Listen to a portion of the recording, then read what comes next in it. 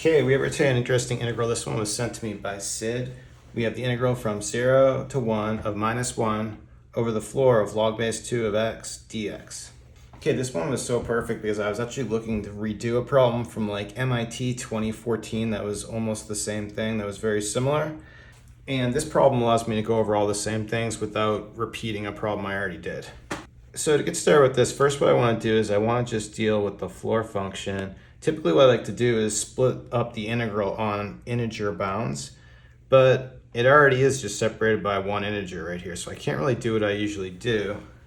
But what we can do instead is look at when is log base 2 of x going to be an integer, and there's plenty of examples. Like we could just kind of write, if we write something like, well, you could write log base 2 of 2 to the n, where n's an integer, and then this is always going to just be n. So for example, log base 2 of 8, we can write as 2 cubed, that's just going to be 3. If we want this thing to be, when is this equal to 1, that's just going to be 2 to the 1. But then if you think about this as x, if here x is 2, well, our bounds of the integral only go from 0 to 1. So we're not really interested in any of these positive values like this because it's going to be outside the range of our integral. For this upper bound, what we could do is we could look at log base 2 of 2 to the 0. Then our x is 1, and the value for this is going to be 0.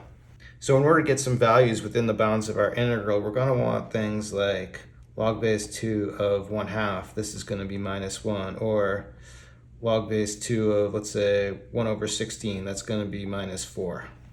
So what I'm going to want to do is use values like this, like 1 over 2 to the n, in that form in order to split this up, and that way what we have in the denominator becomes integers.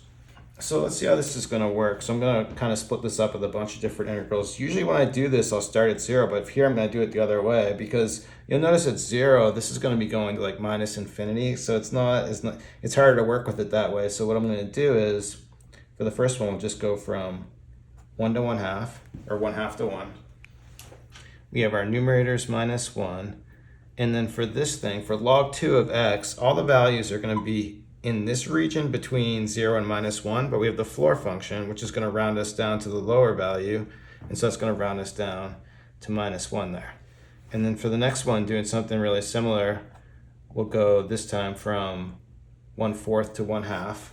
And for this, just to make it clear on 1/4, let's switch this up. So instead of using 1 over 16 here, if we look log base 2 of 1/4, that's going to be minus 2.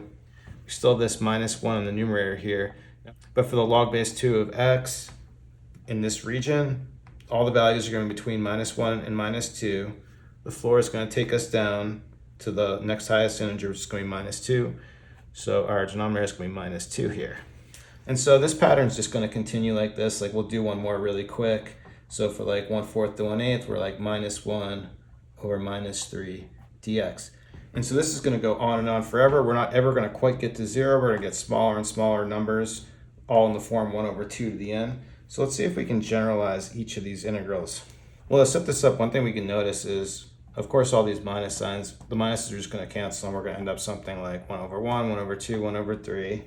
And then with the bounds, what I can do is, like for 1/2, I can write this as 1 over 2 to the 1. And then, I can do the same thing right here, but for 1/4, I can write this as 1 over 2 squared. And for this right here, we can write this as 1 over 2 cubed. Even here, this could be 1 over 2 to the 0. So when I create my generalized integral for any one of these infinite number of integrals, the lower bound, I'm going to call it 1 over 2 to the n. And then looking at the pattern, we just noticed that the upper bound is 1 over 2 to the n minus 1. For everything, the numerator is always going to be 1. And then in each case, the denominator is going to be the n, the same thing we have on the lower bound here. So it's just going to be 1 over n dx. And so this is one integral, but we can actually express this as an infinite sum of all of these integrals up here. So what's really happening is it's going to start, look at our first term is going to be 1. So we're saying we're starting at n equals 1, and then this is going to go all the way to infinity.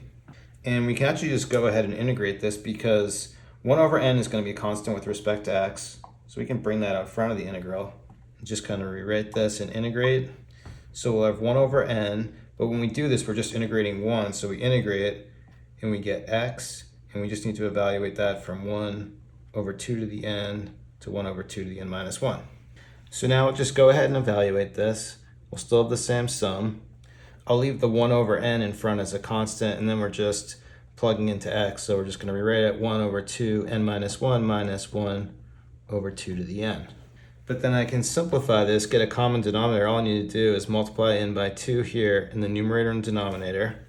Then in doing that, what's going to happen, putting these together, we're going to have 2 minus 1 in the numerator. Now, like if you look at that as a 1, when you put this together, this is 2 to the n. So our common denominator is 2 to the n. But 2 minus 1 over 2 to the n, that's just 1 over 2 to the n. So we'll just take this, put this back in our sum.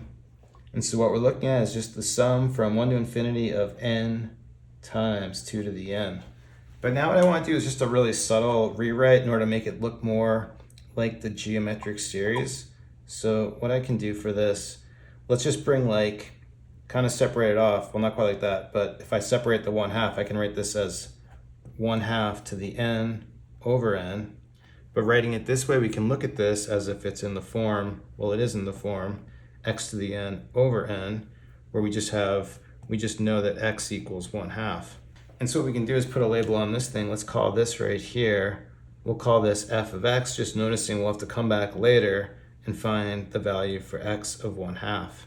But now I want to make this series something a little more familiar, so what I can do is let's just differentiate the f of x. So if we do f prime of x, take a derivative here, n's just a constant value, so we can use power rule here, and we get n x n minus 1 over n, but then of course the n's are going to cancel. And then what I can do is an index change here. If I just add 1 here, you can add 1 here and just subtract 1 here. So now I can rewrite this as going from n equals 0 to infinity of x to the n. But this is our definition for the geometric series. We can actually write this as 1 over 1 minus x, given the absolute value of x needs to be less than 1. Okay, so now that we have f prime of x in a nice form, we just need to get this back to f of x, because our goal is going to be just to find f of 1/2. That's going to be our solution. And so in order to go from f prime of x to fx, all we need to do is just integrate this thing. Integrating with respect to x here, because this right here, this is going to be f of x. We can just go ahead and integrate this. This is going to be natural log absolute value 1 minus x, but we're going to have a minus come up for that minus right there, plus c.